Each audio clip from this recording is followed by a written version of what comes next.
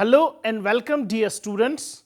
Today we are going to discuss the topic qualitative and quantitative inheritance, that is single gene versus multi-gene inheritance patterns. The main objectives of this module are to know about the concept of qualitative and quantitative inheritance patterns, to know about the characteristic features of qualitative and quantitative inheritance patterns, to know about the heritable diseases and multifactorial inheritance. Dear students, let's begin with the introduction. As we know that Mendelian inheritance was rediscovered at the beginning of the 20th century. As Mendel's ideas spread, geneticists began to connect Mendel's rules of inheritance of single gene factors to Darwinian evolution. For early geneticists, it was not immediately clear that the smooth variation in traits like body size, that is incomplete dominance, was caused by the inheritance of a single genetic factors. Although Darwin himself observed that inbred features of fancy pigeons were inherited in accordance with Mendel's laws, although Darwin didn't actually know about Mendel's ideas when he made these observations. It was not obvious that these features selected by fancy pigeon breeders can similarly explain quantitative variation in nature. An early attempt by William Ernest Castell to unify the laws of Mendel's inheritance with Darwin's theory of speciation invoked the idea that species become distinct from one another as one species or the other acquires a novel Mendelian factor. Castell's conclusion was based on the observation that novel traits that could be studied in the lab and that show Mendelian inheritance patterns reflect a large deviation from the wild type, and Castell believed that acquisition of such features is the basis of discontinuous variation that characterizes speciation. Darwin discussed the inheritance of similar mutant features but did not invoke them as a requirement of speciation. Instead, Darwin used the emergence of such features in breeding populations as evidence that mutation can occur at random within breeding populations, which is a central premise of this model of selection in nature. Later in his career, Castell would refine his model for speciation to allow for small variations to contribute to speciation over time. He also was able to demonstrate this point by selectively breeding laboratory populations of rats to obtain a hooded phenotype over several generations. Castell's attempt was perhaps the first attempt he made in the scientific literature to direct evolution by artificial selection of a trait with continuous underlying variation. However, the practice had previously been widely employed in the development of agriculture to obtain livestock or plants with favorable features from populations that show quantitative variation in traits like body size or grain yield. Castell's work was among the first to attempt to unify the recently rediscovered laws of Mendelian inheritance with Darwin's theory of evolution. Still, it would be almost 30 years until the theoretical framework for evolution of complex traits would be widely formalized. In an early summary of the theory of evolution of continuous variation, Sewell Wright, a graduate student who trained under Castell, summarized contemporary thinking about the genetic basis of quantitative natural variation. As genetic studies continued, ever smaller differences were found to Mendelize, and any character sufficiently investigated turned out to be affected by many factors. Wright and others formalized population genetics theory that had been worked out over the preceding 30 years, explaining how such traits can be inherited and create stable breeding populations with unique characteristics. Quantitative trait genetics today leverages Wright's observations about the statistical relationship between genotype and phenotype in families and populations to understand how certain genetic features can affect variation in natural and derived populations. It's well known that laws of heredity by Mendel offer a simple and correct explanation of qualitative differences among plants and animals, such as the flower color red or white and the seed color either yellow or green, but certain characters are quantitative instead of being qualitative, such as weight, height, intelligence in man, etc. Some other important characters in cultivated plants and domesticated animals, such as yield of seeds, fruits, eggs, and amount of milk or meat produced, do not fall into clear-cut classes, and all gradations come between the two extremes between large and small. Dear students, let's now discuss the qualitative inheritance in genetics. Our DNA is what codes for all of the genes that are necessary for us to function. These genes also determine our phenotypic traits, which are the traits that make up our observable being. For example, in humans, our hair color and blood type are both traits that are determined by our genetic makeup. A qualitative trait is one that can be classified into one of several categories. For example, coat color, dilution, horned or polled, and black or red coat color are all qualitative characteristics or traits. Qualitative traits are often governed by one or a few genes, indicating that they are inherited traits. Dear students, let's now study the qualitative inheritance characteristics.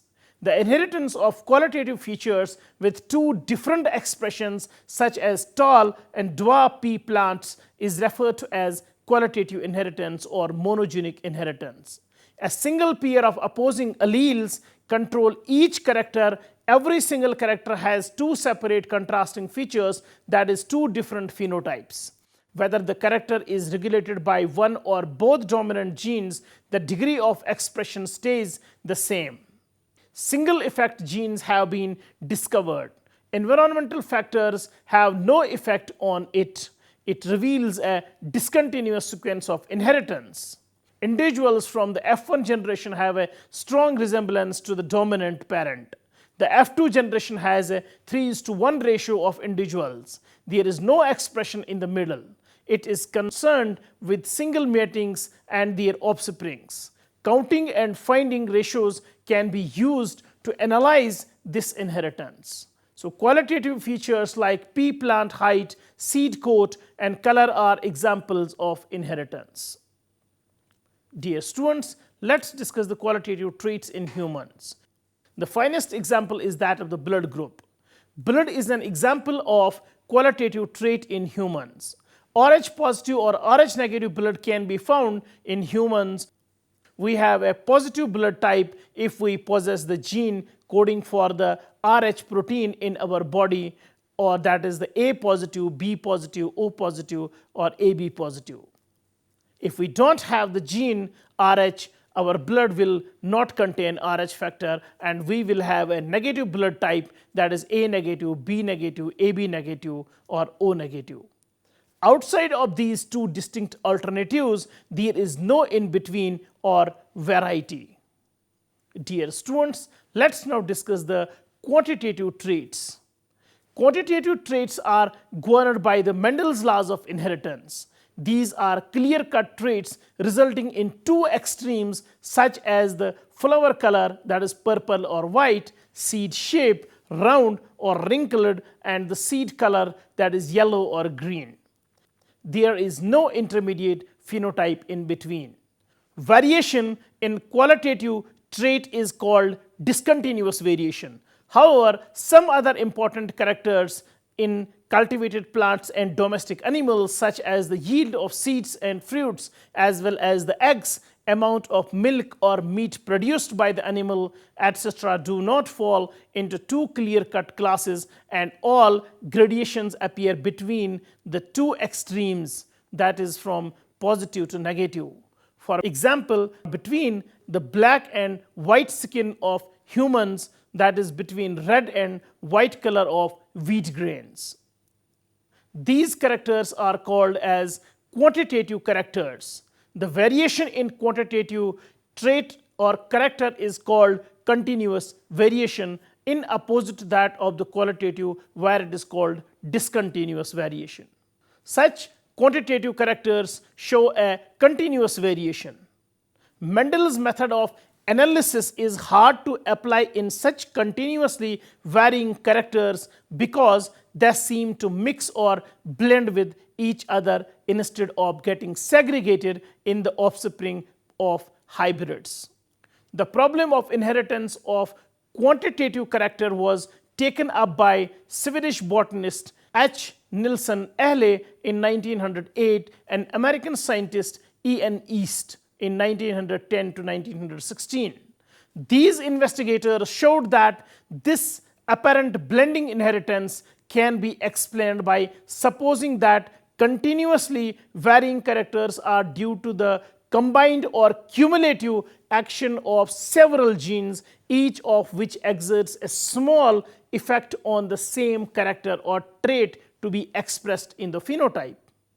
Such genes are called the cumulative genes or additive genes or polygenes. A cumulative gene is one which, if added to another identical or similar gene, affects the intensity or degree of expression of a quantitative character. In other words, a quantitative character is simultaneously governed by several genes at one time, that is the polygenes, and the effect or action of such gene is cumulative or additive in nature. This is also known as the multiple factor hypothesis. Gene pairs which act in a cumulative way to result into a quantitative trait are known as multiple factors. Since quantitative inheritance is controlled by many genes instead of qualitative characters which are governed by one gene, it is also known as polygenic inheritance. A common example of polygenic inheritance are described like that of kernel seed color in wheat. The Swedish botanist H. Nilsson Ehle first studied the inheritance pattern of the color of the grain in wheat. He crossed two varieties of wheat with red and white grain color. He found that all the F1 offspring were intermediate between red and white, that is with light red color, demonstrating as if red seed color was incompletely dominant over white seed color. When the F1 hybrid plants were self-fertilized in a test cross, the F2 progeny showed a ratio of 15 red to 1 white. The red progeny, however, carried various shades between the red and white, such as dark red, medium red, light red, and pink. The ratio 15:1 clarifies that this was a dihybrid cross in which two identical genes were involved for producing the red color. In this example, two pairs of segregating genes are responsible for the color variation in the wheat kernel. The red kernel wheat carries two pairs of dominant genes, that is two pairs of allele R1, R1, R2 and R2, both of which contribute some quantity of redness to the grain or the wheat kernel. These genes are duplicates of each other. The white kernel wheat had recessive alleles of both these pairs, that is small r1, r1 and small r2, r2, and does not contribute anything to red coloration. The F1 hybrid possesses two dominant genes, that is R1 capital, R1 small, R2 capital and R2 small. Hence, it is intermediate between red and white. F2 generation, the color varies depending on the number of dominant genes that the offspring gets from the hybrid parents, that is 4:3:2:1 or 0. Skin color in men is another example of discontinuous or quantitative trait. It was the idea of Davenport in 1913 that the multiple factor hypothesis could explain the mode of inheritance of skin color in man. His assumption was that the Negroes differed from the whites in having two pairs of color genes, that is, the dominant genes that did not show complete dominance. He carried out his studies in Jamaica and Bermuda, where intermarriages between colored and white people were very common. A marriage between a Negro P1, P1, P2 and P2 with all capital letters or dominant characters and a white, that is P1, P1, P2, P2 all small, result in children having intermediate shade, that is mulattoes. As a result of only two color genes, when two mulattoes, that is the F1 hybrids, marry, they may have children showing different degrees of coloration ranging from pure black to white. In the F2 generation, 1:16 ratio will be as dark as the Negro grandparents having four color genes. The rest, that is 14 out of 16, will show intermediate shades depending upon the number of color genes contained by them, but all these gradations could be seen only when a large number of children are born. In a small family, the parents of mulattoes will produce a completely black or a white child. Various phenotypes and genotypes have been shown in the checkerboard here, like in Punnett square. Of the possible 16 types, the following will be the phenotypes according to the number of dominant genes or color genes possessed by them. It has been proposed that the differences in the skin color between Negroes and whites is due to the presence of more than two pairs of color genes, bringing about a considerable variation in the skin color. Gates has suggested for 3, whereas Stern has suggested 4 genes or 5 genes or 6 pairs of genes. Other geneticists have estimated the color genes number from 2 to 20 pairs, but the exact number involved in such phenotype is still unknown. Dear students, let's now study the corolla length in the tobacco, that is Nicotiana longiflora. Edward East in 1916 reported his studies on the inheritance of corolla length in Nicotiana longiflora, a self-pollinated variety of tobacco. This character is governed by multiple genes. He crossed a variety, the corolla of which had an average length of 52 millimeters, to a variety, the corolla of which had an average length of 70 millimeters.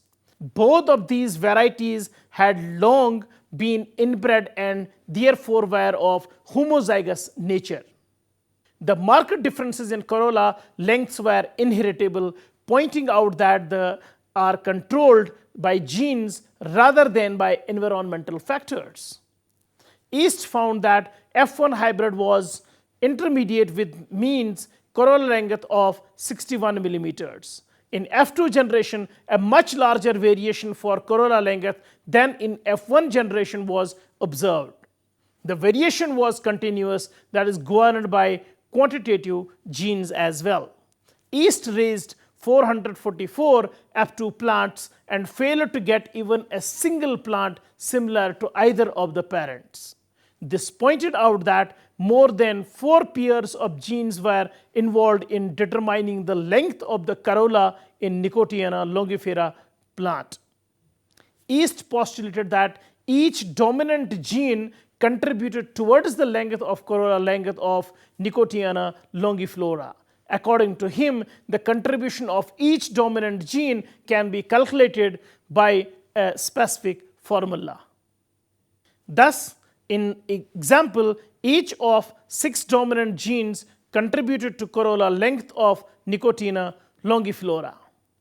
Dear students, let us discuss the salient features of quantitative or polygenic inheritance. First, quantitative traits are governed by multiple genes or polygenes. Expression of polygenes results in continuous variation in phenotype of the individual. Third, there is a marked effect of the environment on the expression of polygenes.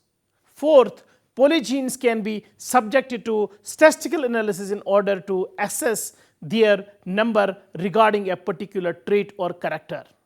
Fifth, each gene produces a unit effect or individual effect, hence the effects of genes are additive or cumulative. Number 6, dominance is absent or partial. That is, F1 hybrid shows blending in characters, or in other words, the F1 hybrid is intermediate. Number 7, segregation of genes occurs at many loci and not at a single locus of homologous chromosomes. Number 8, polygenes are independently assorted in F2 generation according to Mendelian inheritance, but the phenotype is in continuous range between the extreme limits of the parental phenotype. Ninth, the phenotypic proportion of F2 progeny is modified according to the number and nature of the genes. Number 10, polygenes have pleiotropic effect, that is, they may influence more than one trait. Dear students, let's now discuss the heritable diseases and multifactorial inheritance. The traits controlled both by the environment and by genetic factors are called multifactorial.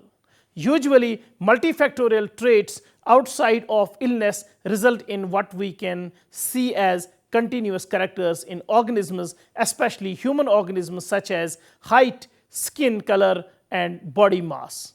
All of these phenotypes are complicated by a great deal of give and take between genes and environmental effects. The continuous distribution of traits such as height and skin color described above reflects the action of genes that do not manifest typical patterns of dominance and recessiveness. A mutation resulting in a disease state is often recessive, so both alleles must be mutant in order for the disease to be expressed phenotypically. A disease or syndrome may also be the result of the expression of mutant alleles at more than one locus. When more than one gene is involved with or without the presence of environmental triggers, we say that the disease is the result of multifactorial inheritance. The more genes involved in the cross, the more the distribution of the genotypes will resemble a normal or Gaussian distribution. This shows that multifactorial inheritance is polygenic and genetic frequencies can be predicted by way of a polyhybrid Mendelian cross. Phenotypic frequencies are a different matter, especially if they are complicated by environmental factors. The paradigm of polygenic inheritance are being used to define multifactorial disease has encountered much disagreement. Tumpany in 2004 discusses how simple polygenic inheritance cannot explain some diseases such as the onset of type 1 diabetes mellitus, and that in cases such as these, not all genes are thought to make an equal contribution. The assumption of polygenic inheritance is that all involved loci make an equal contribution to the symptoms of the disease. This should result in a normal Gaussian distribution of genotypes. When it does not, the idea of polygenic inheritance cannot be supported for that illness. Dear students, let's now discuss the quantitative trait loci or QTL. A quantitative trait loci or QTL is the region of DNA which is associated with a particular phenotypic trait, which varies in degree and which can be attributed to polygenic effects, that is the product of two or more than two genes and their environment. These QTLs or qualitative trait loci are often found on different chromosomes. The number of QTLs which explain variation in the phenotypic trait indicates the genetic architecture of a trait or character. It may indicate that plant height is controlled by many genes of small effect or by a few genes of large effect. Typically, QTLs or qualitative trait loci underlie continuous traits, that is, those traits which vary continuously for example, the height, as opposed to discrete traits, that is the traits that have two or several character values. For example, red here in humans, a recessive trait, or smooth versus wrinkled peas used by Mendel in his experiments. Moreover, a single phenotypic trait is usually determined by many genes. Consequently, many QTLs are associated with a single trait.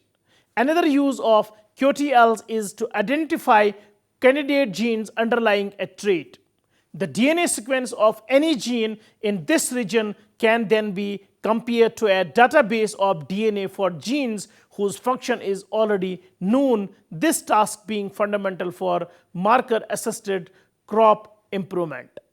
Dear students, summing up the above theory, we can now differentiate between qualitative and quantitative inheritance.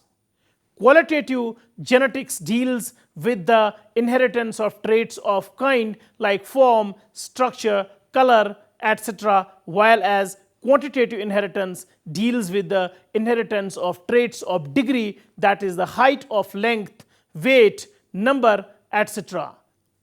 So discrete phenotypic classes occur which display continuous variation in quantitative. In case of quantitative inheritance, a spectrum of phenotypic classes occur which contain continuous variations. Each qualitative trait is governed by two or many alleles of a single gene. Each quantitative trait is governed by many non-allelic genes or polygenes.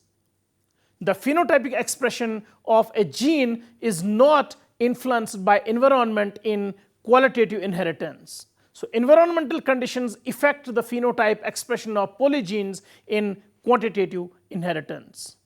Qualitative inheritance concerns with individual mattings and their progeny, while as quantitative inheritance concerns with a population of organisms consisting of all possible kinds of matings. In qualitative inheritance, analysis is made by counts and ratios, while in quantitative inheritance, analysis is made by statistical methods. Dear students, it was all about today's lecture regarding qualitative and quantitative inheritance. Hope you have understood it well. See you next time with a new topic. Till then, take care. Bye-bye.